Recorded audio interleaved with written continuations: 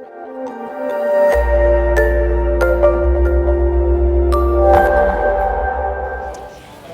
it's Janette here from Janette's TV. I'm at the Elevate Tech Conference in Toronto. And what a conference this is. 4 days of incredible learning, all kinds of very high influencers in the digital and tech industries, from fashion to food and everything in between. Investments, health. We have so much great coverage coming at you.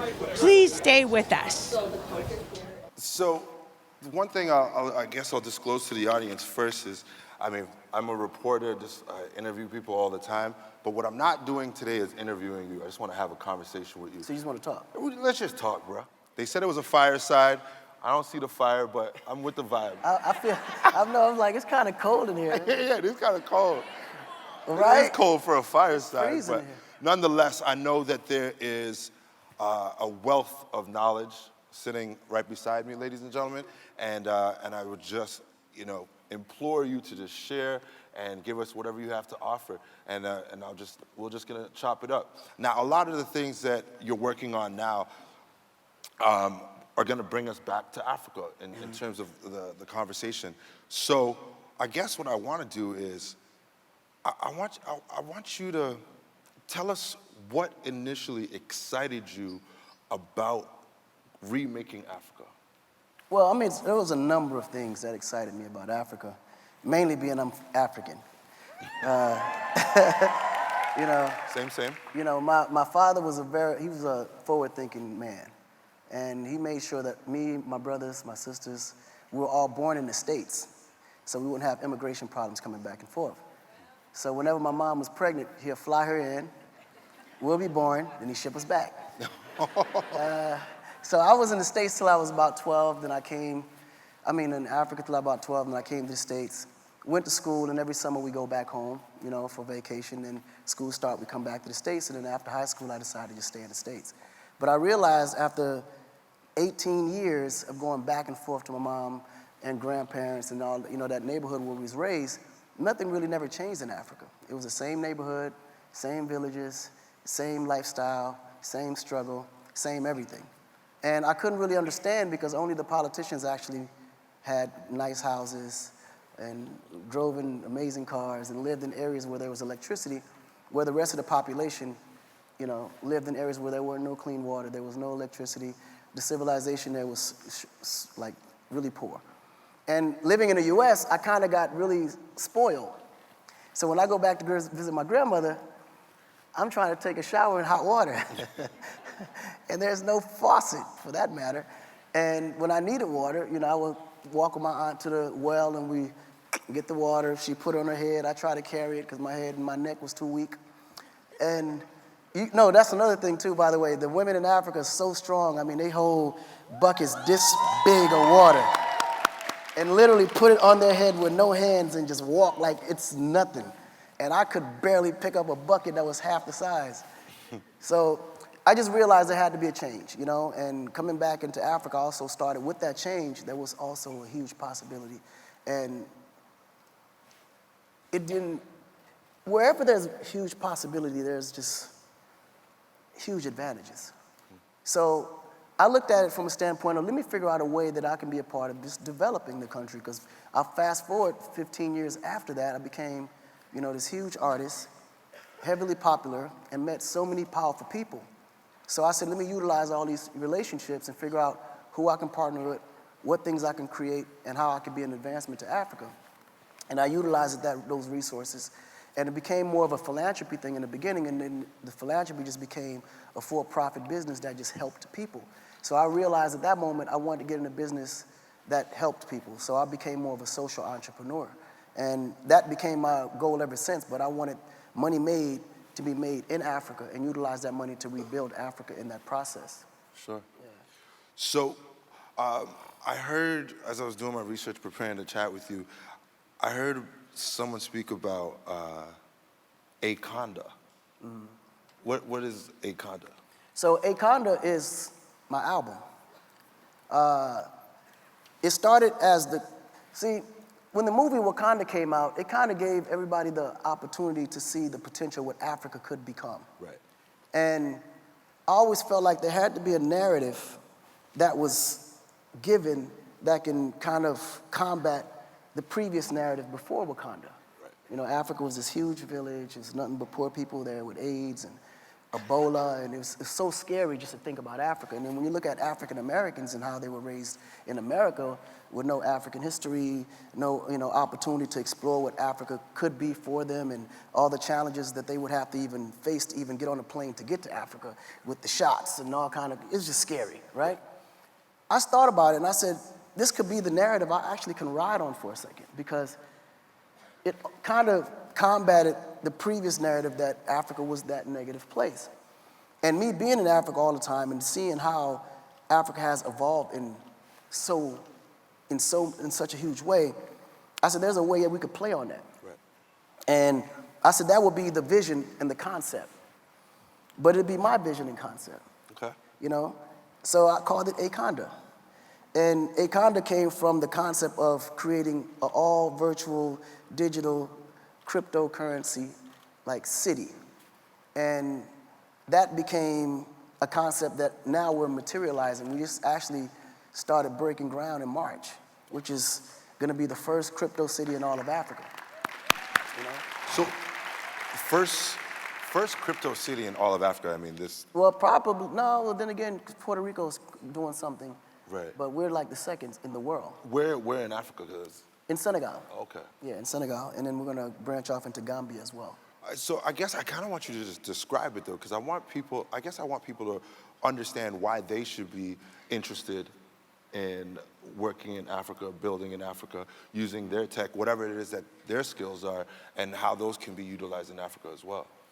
Well, the advantages to Africa is that it's a clean slate. Every developing market in the world has gotten to the point where they're at its threshold, and there's nowhere else to live or build or grow for that matter. So when you look at Africa, and Africa has all the resources that created the development for all the developing markets today, it's in a position where it's still plentiful of every resource that's been already given out. Right. And it's still yet a wide open canvas to do whatever you want to do. Like, who would have ever thought that, and this I could have had never done in the United States, where I can actually create my own utility company. It's impossible that I would go in the US and have my own energy company. Like, that's just unheard of. Imagine me trying to set up my own energy company here in Canada. They'd probably kick me back past the border. It's just no way. They would not let me in. Whereas in Africa, it's a wide open playing field. If you have the knowledge, you have the partners, you have the finances, you have the means, and the program that you could put around that actually makes sense, the government will back you to do it because the need is still there. Right. Whereas here, it's already been, it's like a triangle, and it's only a group of people that control that market, and you're not getting in. It's not like getting in. So when I go back home and I think about all the things that's available there and all the opportunities that's just low-hanging fruit, it's honestly, if you're a businessman or you think of advancing in any kind of way, you would know that the next best place to invest is in Africa, 100%. Sure. I guess we got to talk about Akon. Mm-hmm. Have you guys heard of Akon yet? Yeah. So some yes, some no. So tell us what Akon is, where it started, and where it's headed. Well, Akon is going to be the beginning. I think with any developing country, you have to have a financial mechanism that allows people to trade, And in Africa, when you look at, there's over 54 countries, and they all have their own currency. And none of the currencies, and none of them are stable. Or they're actually being colonized, or they're utilizing either the franc model, which is the French, or they're using a Dutch model, or even the UK model for that instance. And the dollars have never been stable, even though you have all those resources to back it up.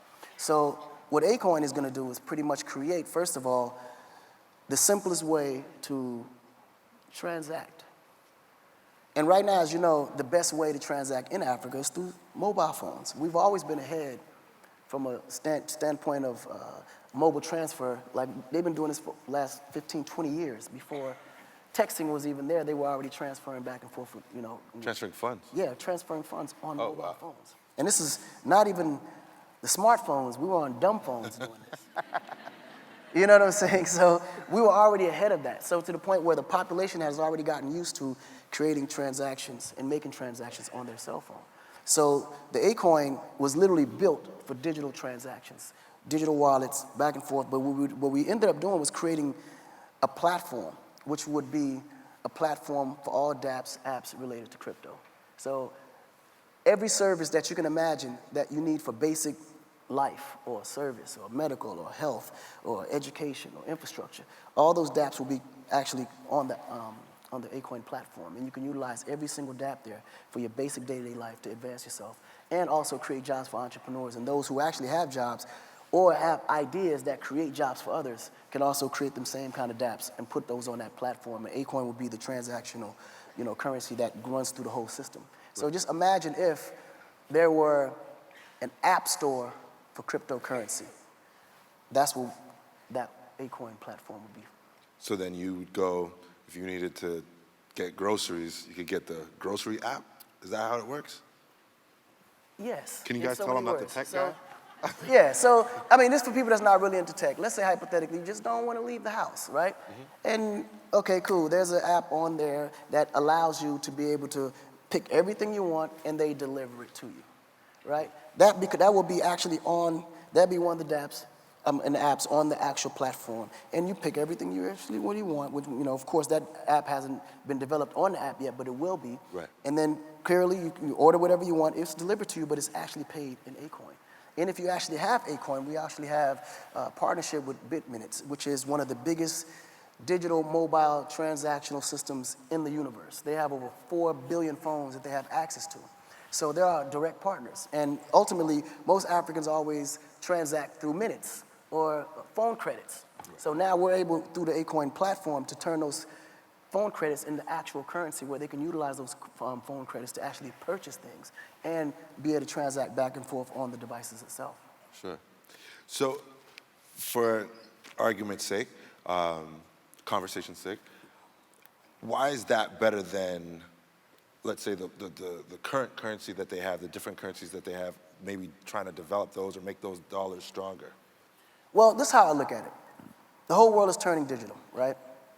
And currency is going to be no different. I always compare everything to music. I remember in the beginning of music, you had, it started with 8 tracks, right? Then you got these big old 8-track tapes, and then it went from that to vinyl. Then it went from vinyl to little small cassette tapes, and then it went from small cassette tapes to CDs. Then it went from CDs to MP3s, and then it went from MP3s now to streaming. Went from straight analog into digital. And that's with everything. Let's say currency, for instance. It started all the way in the back where you would trade cattle. You go from trading cattle to trading silver and gold. You go from trading silver and gold to trading a piece of paper, which is the dollar. Then you go from trading actual dollar to a plastic card, which is now your credit card, your debit card, or whatever. Now you're going from your debit card to mobile transactions, where now you got what? Apple Pay. Apple Pay, you got so everything is turning into digital, and it's gonna go from the Apple Pays to all that to what? Cryptocurrency. So if you don't see the evolution changing into the future, I mean, I don't know what to tell you. For sure. So then I guess that kind of, Okay, so then how does that work, I guess, then for travel? I think one of the most important things whenever I hear you talk is there's an advantage that you've had by making those trips from North America back to Africa.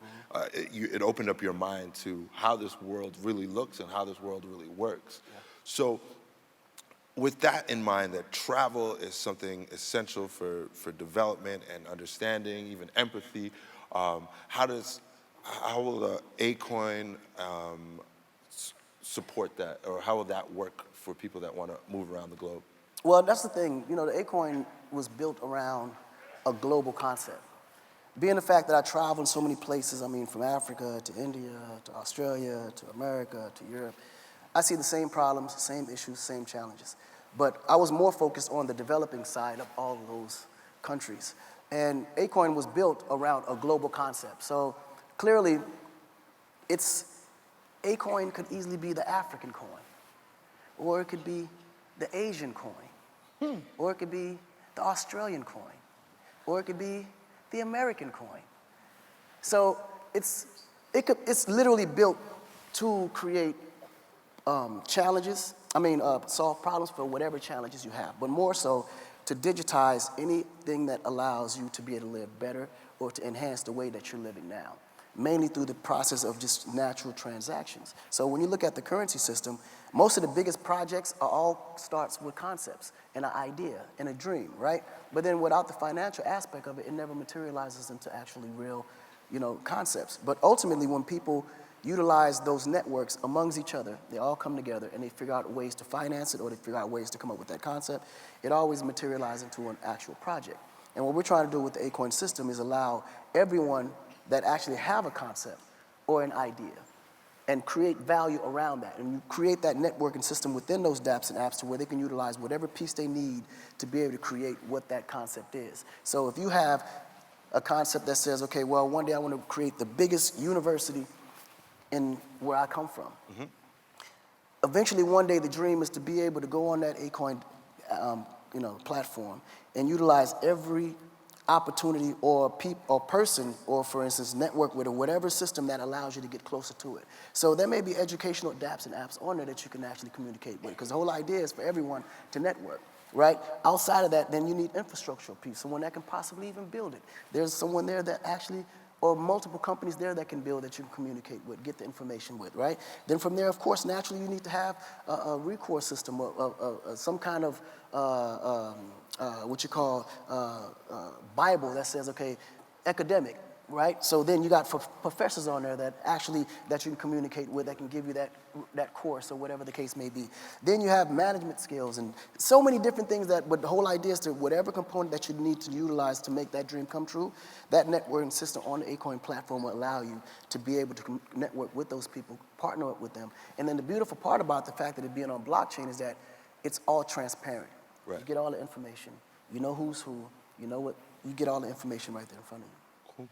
Well, I'm not going to go too much further into Akon because I know tomorrow you're talking on the creative stage and the money stage. Yep. So if you guys want more in-depth, more information about that, you guys are welcome to go and check that out. Definitely, because tomorrow we're going to actually launch exactly what the platform is, how it looks, how it's operated, and you can actually visually see it in real action. So you might want to see that for sure. It's amazing. Tomorrow. Yeah.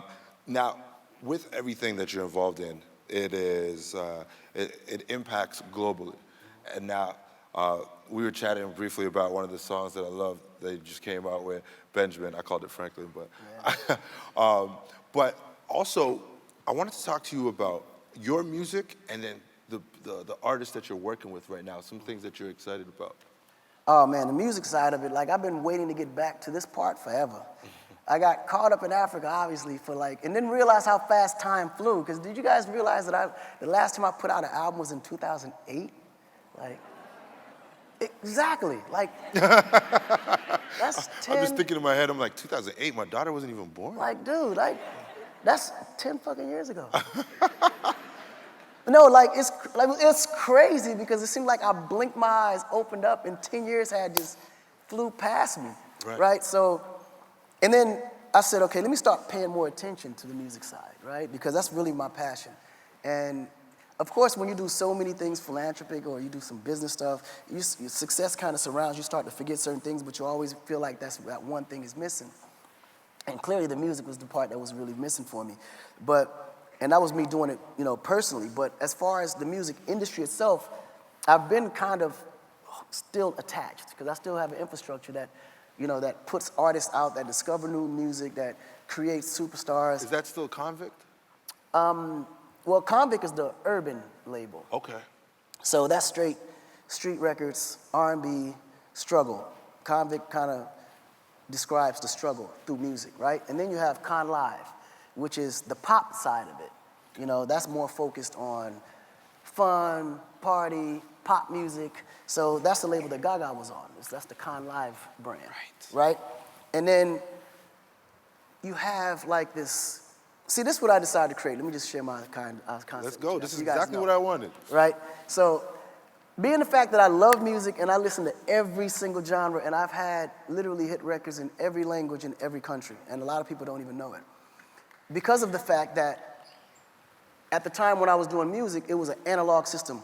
You were signed to a label, you got played on the radio, and if you was lucky to be in that city, you'll hear me. If you wasn't, then you wouldn't. But then when the digital age came and opened up streaming-wise, that's when music became more diverse to the average person that just listened to one particular genre. And now you can listen to all different type of genre, and you can go online and discover new music. So I said, okay, back in 2010, after the World Cup, I wanted to put out this series of albums called The Stadium, which would release 5 albums.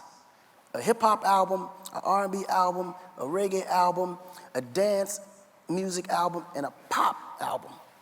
And everybody's like, man, that's too much music. Now, in my mind, that was nothing, because I do records every single day. Still till today? Till this day. Like, I do records every day, because, you know, singing, songwriting, like, producing songwriting is like my day job, right? So if I'm not producing or writing for other artists, I'm just writing and producing just for the hell of it, right? So what ended up happening was the system at that time just wasn't mature enough to put out that kind of record. Then I fast forward to now, and the system is totally different.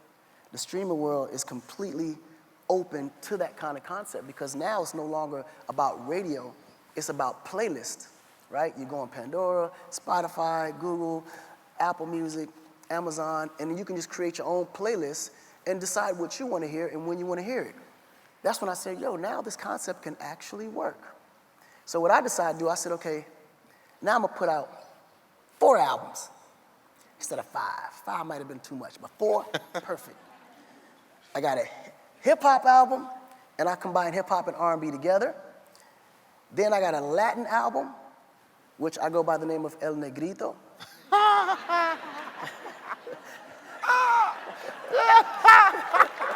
If you search Akon, it might not pop up, but if you search El Negrito, that's me. Doug, I cannot wait to search that. No, this is crazy. So just last week, I put out my first single on the El Negrito project. How many people even know that? See? But all the Latin people know it. So we put it out, and literally within 24 hours, we were at 15 million hits on YouTube. Now, this how fast the record is growing. But this what made me realize I made the right decision, because I listen to so many different types of music and love so many different types of music, but I never get a chance to engage all my fans in that specific genre. So I said, I'm gonna put out 4 different albums in the 4 most popular genres for those particular audiences. So we put out our first record, which is called Como No, featuring Becky G. It's my first Latin single. Whenever you get on YouTube, check it out, because you're gonna get a kick out of hearing me speak Spanish and like literally singing in Spanish. The whole album is in Spanish, by the way. Right? That's the El Negrito. And then the hip hop and R&B, that one is called Concrete. I'm sorry, I changed the name. It's called Connection. So that Connect album would be coming out towards the end of November. And then in October, we got El Negrito, we got Akonda, which is the Afrobeat album. Ooh. Right? You guys are gonna love that. Oh, I'm ready for that. Ready for that. I can't wait for y'all to hear that one, right? So between the Akonda, El Negrito, and Connect, those 3 will drop in, well, before the end of this year. Then I got Jamacon, which is the reggae album that's gonna drop first quarter of next year. So it's a lot of music for those who listen to every genre. But if you only listen to one specific genre, then you'll be able to enjoy whatever genre that is that you fancy. But I would encourage for you guys to listen to all of it. Just out of curiosity, I just want to know how good I did in those genres you don't used to hear me in. Well, I'll be searching El Negrito as soon as I get off this stage. Absolutely. I can promise you that. I promise you. Damn, this time is almost up already. I knew it was gonna fly by. I started off by saying that there's a wealth of knowledge sitting right beside me, and I didn't get to any of my notes. But the one thing I wanna ask you though, for me, do you have a mentor, and is there a value in having a mentor at any stage or at every stage of your career? That's actually a great question, because I always had, like, my dad was always my main mentor, right? He was, like, my pop is brilliant. And then my mom, she's my mentor as well, too, because she just comes from a different angle. You know, my mom, she makes sure she beats it into me, like, I don't leave without the message. She makes sure I get the message. Whereas dad is a little more gentle, he's more calm. Son, handle it this way. Mom's like, do it. So it's two different methods, and they both come from every angle. But what I realized the most outside of my human mentors, which is the close family mentors, I always had a mentor which was just life. Because I learned life. Life. I learn from every situation. I never take anything for granted. I never take anything personal. And I never ever feel any kind of regret. Because I always felt like everything that happens in your life is supposed to happen. And I feel like we all have a specific purpose on this earth. And I think sometimes we forget the spiritual side of us. You know, there's a lot of things that you wish that you could change, a lot of things that you think that you could do better. But I'm here to tell you, you can't change it, and you can't do better. All you can do is do your best. Because better is never gonna be enough. And don't ever try to outdo anyone else or think that that person is hypothetically doing better or advancing faster or farther than you. Because where you at in your life is where you're supposed to be. Because you have to be there to achieve whatever that goal is or whatever that agenda God has for you. And whatever you do, do not make goals according to time or birthdays or moments. Because things are never gonna happen when you want it to happen. It's gonna happen when God wants it to happen. So just do the best at what you do, continue to do it as hard as you can and as the best you can do it. And just know that if it happened in the way that you didn't expect it, it's only because you didn't predict it. It's not because you didn't do your best or you aren't good enough. It's just whatever it is you was doing, you weren't meant to do that. So do what you're meant to do, no matter how bad you think you don't want to do it, because this may be cooler, but whatever you're meant to do is whatever you're the most great at or whatever you're most talented at, because God gave us all gifts to be able to, focus on. And when you know that you have a gift and you ignore it, you're doing a disservice to yourself and you're doing a disservice to society. Wow. Come on. Thank you so much. You got it, buddy. Thank you so much. I almost feel like we could have started a whole new conversation right there. But again, thank you for sharing. Thank you for your offerings. I'm sure there's a lot of things you guys could probably jot down. There's more ways to see Akon. He's performing tomorrow night. There's a Hewlett-Packard stage. And of course, he's on the Creator stage and the Money stage tomorrow. He's everywhere. I'm going to be fully engulfed in Elevate. I'm trying to elevate. He's trying to elevate. And don't forget, El Negrito out now. Yeah, so actually, if you go on Spotify, Beats, Pandora, any of the DSPs, just search or go on YouTube right now and just go Akon Becky G, and then it kind of take you to all my, or just subscribe to my YouTube channel. You get all the new videos right now. It just makes life easier. You know what I'm saying? Yes, thank you, sir. All right, buddy. Oh man.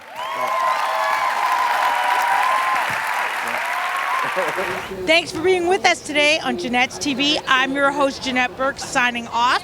Please remember to like, comment, and share all our posts with your family and friends. You will find us on Facebook, LinkedIn, Twitter, Pinterest, Vimeo, YouTube, you name it, we're there. Hashtag Janette's TV. And until next time, continue to be fabulous.